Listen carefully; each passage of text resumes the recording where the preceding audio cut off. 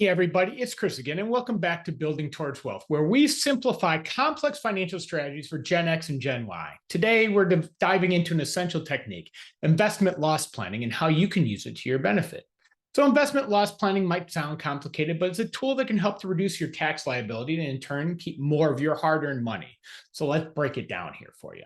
Capital gains and losses play a vital role in your investment strategy, especially for the Gen X and Gen Y. So first of all, what are capital gains? Capital gains are the profits you make when you sell an investment, like stocks, bonds, or real estate, for more than what you paid for it. These gains can be classified in a couple of different ways. First of all, short-term capital gains. If you held the investment for less than 1 year, it's taxed at a higher rate, usually the same as your regular income tax rate. Long-term capital gains, on the other hand, is if you've held the investment for more than a year. The gain is taxed at a reduced rate, which varies based upon your income. And as of today, it's between 0 and 20%. So understanding the difference between your short and your long-term gains is vital as it affects the amount of taxes you'll owe. Let's talk a little bit about capital losses then, because on the other side, a capital loss occurs when you sell an investment for less than what you paid for it. Like gains, losses can also be short-term or long-term, depending on how long you held that asset. It's important not to view capital gains as merely a negative because they can be strategically utilized to offset capital gains, something that we'll explore here in this video. So let's think about how capital gains and losses impact you and why do they matter? And let's tie it into your broader financial goals. First of all, you have tax planning, because understanding how selling investment affects your tax liability helps you make informed financial decisions. As far as your investment strategy, aligning capital gains and losses with your investment strategy can enhance your portfolio's overall performance. Let's talk about how it contributes to financial flexibility, because leveraging gains and losses gives you more control and options in meeting your financial objectives. Capital gains and losses aren't just numbers on a spreadsheet. They are essential components of your financial picture, influencing your tax planning, investment strategy, and overall financial flexibility.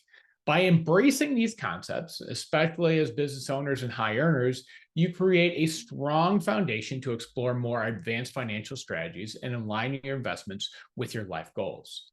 So this understanding now sets the stage for investment loss planning, a powerful tool that can save you money on taxes and align your investments more closely with your financial aspirations. This is more commonly referred to as tax loss harvesting. Tax loss harvesting is more than a financial buzzword. It's a strategic tool that can help you make the most of your investments, particularly if you're an investment owner or high earner who's focused on aligning your money with your goals. So let's break down exactly what tax loss harvesting is and how it can benefit you. So the strategy involves selling investments that are at a loss to offset gains to other investments. In essence, you're using the losses from one part of your portfolio to reduce the taxes on the gains elsewhere. So let's understand short-term versus long-term losses, right? So short-term losses first offset short-term gains, and then remaining losses can offset long-term gains. So using your long-term losses, likewise, the long-term losses first offset long-term gains, and any remaining losses can offset short-term gains. We also need to understand netting rules, because netting rules govern how losses and gains are matched and offset against each other. So here's a step-by-step example. So suppose you have $5,000 in short-term losses and $3,000 in short-term gains. The short-term losses would offset the short-term gains completely, leaving $2,000 in net short-term losses. Now imagine $2,000 in long-term gains. The remaining short-term losses would offset these completely, resulting in a net neutral or zero position. With no more capital gains to offset, you could then apply up to $3,000 of remaining net losses against other income, such as wages or interest, if you have additional losses. So understanding how to apply both short-term and long-term losses can help you optimize your tax situation. If your capital losses exceed your capital gains each year, you can carry forward those unused losses to offset gains in future years. So this ability to carry forward losses adds a layer of strategic planning that extends beyond just the current tax year. So what are some practical strategies for implementing tax loss planning? Because investment loss planning is not just a one-size-fits-all concept. It requires a tailored approach that resonates with the unique needs of each individual and those aiming for financial alignment. In this section, we're going to talk a little bit about various strategies that can be employed. First, you need to assess your current portfolio, evaluating existing investments, identify assets within your portfolio that are underperforming and not aligned with your goals. So then we need to assess whether selling these investments would lead to short-term or long-term losses and how they might offset gains. Next, we need to align our financial goals because we need to tailor our investment strategy to align with our broader business and personal financial goals.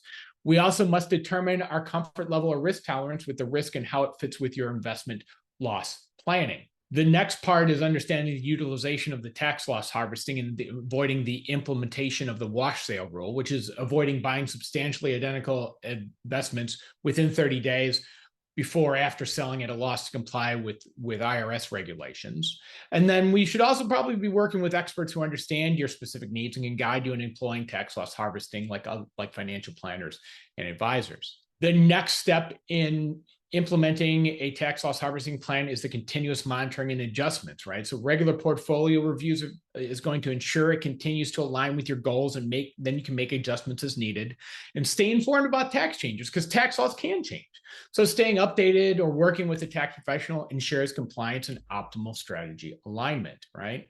There are some specific considerations for business owners and our high earners, right? And integration with your business objectives, ensuring that investment loss planning aligns with both personal wealth and business growth strategies, leveraging your business assets, considering how business assets can be part of the broader investment loss planning strategy, and then having a customized approach, recognizing that a generalized approach may not suit your unique situation. That's why it's important to consider working with professionals who specialize in working in this area. Investment loss planning is a multifaceted strategy that requires attention to detail, alignment with broader financial objectives, and ongoing monitoring. For business owners and high earners, it's not merely about reducing taxes, but about integrating this strategy with a comprehensive wealth management framework.